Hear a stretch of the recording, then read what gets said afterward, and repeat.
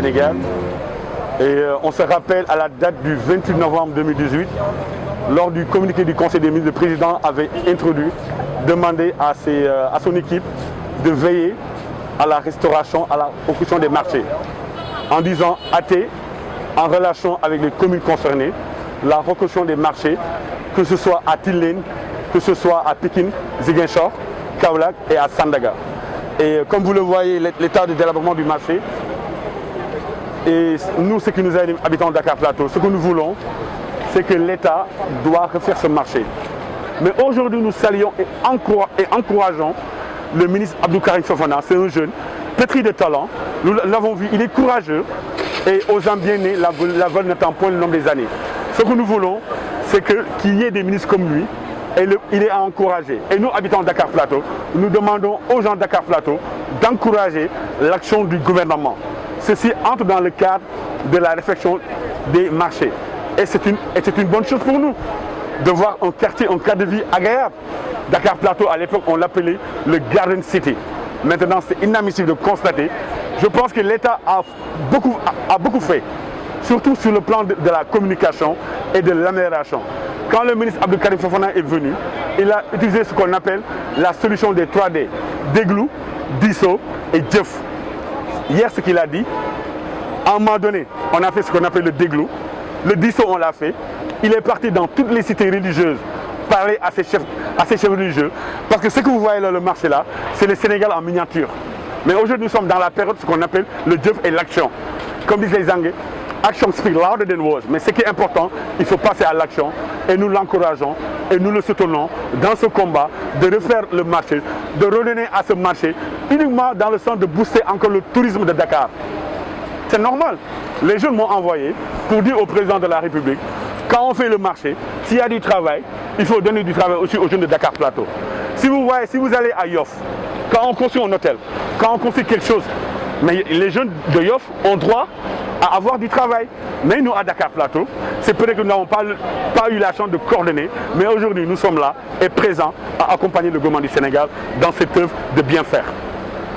Je m'appelle Mbaye Louis David Almani Soumane, plus connu sous le nom de Louis Soumane.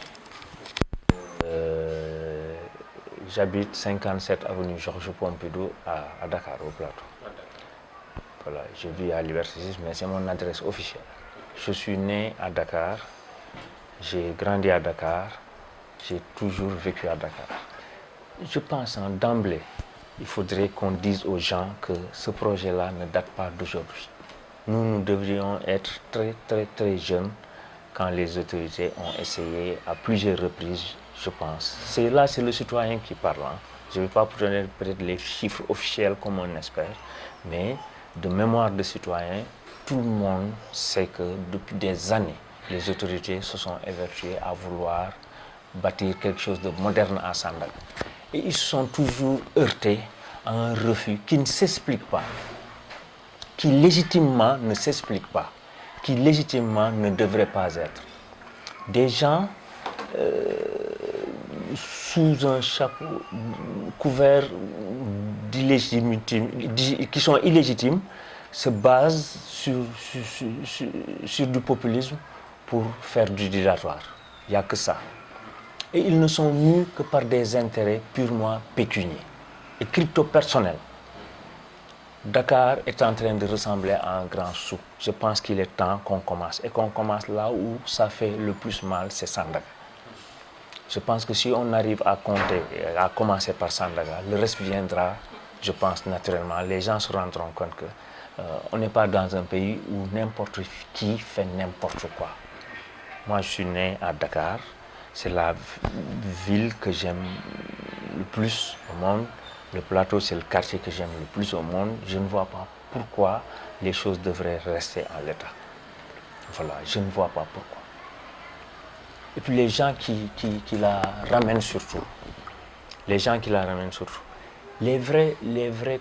commerçants qui étaient à l'intérieur du marché, les commerçants qu'on considère comme les commerçants qui étaient à Sandaga, à l'intérieur du marché, ils n'y sont plus. Ils ont été recasés au champ de course. Qui sont ces gens-là et où se trouvent leurs échoppes? C'est souvent sur les trottoirs, c'est des cantines, c'est des gens qui sont...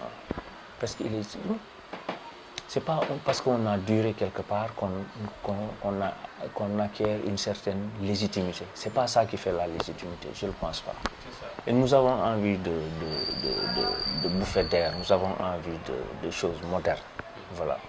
C'est ça. Donc, qu'est-ce que vous pensez de certains des commerçants qui disent que le ministre n'a pas entretenu pour parler avec eux et que depuis le début, comme vous l'avez dit, l'histoire est vraiment un peu trop... Vous savez, hein, ça, même les élèves de CM2, nos enfants, nos petits-enfants qui font CM2 savent ce qui se passe à Sandaga. C'est un discours, on nous a toujours rabattu, on ne nous consulte pas. Depuis combien de temps, combien de réunions ont été tenues? Tout le monde est au courant de ça. C'est du dilatoire. C'est du dilatoire. Ils vont dire après aux gens qu'ils n'ont pas fait d'opération commerciale à la Corité à cause de la Covid, qu'ils vont attendre Tabaski pour voir. Non, ça suffit. Ça suffit. Il est temps qu'on commence. Et ça doit, je pense, un jour, comme disent les... Il est temps qu'on commence. Je pense que ça, le moment est opportun pour le faire, pour moi. C'est quelque chose qui devait se faire depuis longtemps d'ailleurs, déjà. C'est du dilatoire. Au début, ils ont été pour le site de recasement. Maintenant, les travaux sont achevés au niveau du champ de course. Ils disent que ce n'est pas bien fait. Attendez. Vous savez, hein, un site de recasement déjà, le temps que va durer ces travaux-là, ce n'est pas ad vitam aeternam. Il faut être conséquent avec soi. On vous loge gratuitement en attendant que vous retrouviez vos murs. C'est ça en fait le principe, je pense. On n'a pas besoin de tout ce travail. Ils avaient combien de mètres? Ils avaient des échoppes qui faisaient à peu près 2 mètres, 3 mètres. On leur donne des sites de recasement de combien de mètres? Ils ne peuvent pas s'y installer le temps que ça. Ils se disent que s'ils bougent, ils n'auront plus leurs clients, ils ne vendront plus. Non, c'est une manière archaïque de voir les choses. C'est une manière archaïque de voir les choses. Ils n'ont qu'à prendre leurs affaires et partir. Ça a assez duré. J'ai vu hier sur un plateau de télévision, que je ne vais pas nommer, des commerçants, des représentants de commerce, plein de corporations qui discutaient. Mais il n'y avait pas des gens, des autochtones du plateau. Pourquoi? Est-ce qu'ils disent aux gens qu'est-ce que pensent les habitants du plateau, qu'est-ce qu'ils pensent de ça? Vous pensez qu'ils n'ont pas envie d'avoir un cadre de vie meilleur que ça? C'est légitime d'avoir une espérance de vie. Eux, ils ont des cadres de vie là où ils habitent. Ils viennent travailler à Sandaga pour rentrer tranquillement chez eux, dans des endroits agréables, paisibles, agréables à vivre. Vous pensez que les gens qui sont au plateau n'ont pas envie aussi le soir d'être dans des endroits agréables, paisibles, agréables à vivre? Il est temps que ça se fasse. Il est temps, ça suffit. Il est temps que ça se fasse.